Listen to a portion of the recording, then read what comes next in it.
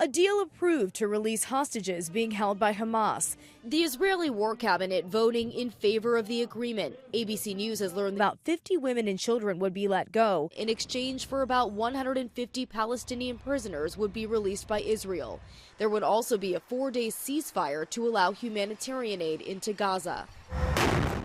An Israeli source briefed on the deal tells ABC each day of the ceasefire will see a batch of 10 to 12 hostages released.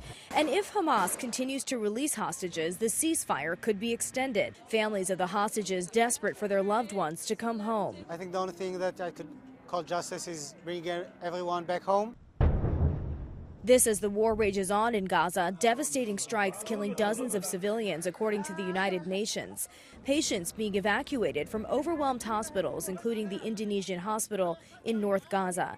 Children on stretchers seen loaded off a bus to another hospital in the south. This makeshift shelter set up to help Palestinians who have been displaced. UN officials saying that number is about 1.7 million in Gaza. The circumstances of our shelters very tough. They are suffering a lot.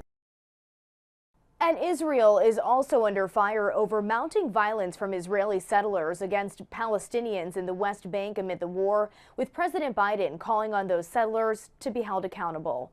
Rena Roy, ABC News, New York.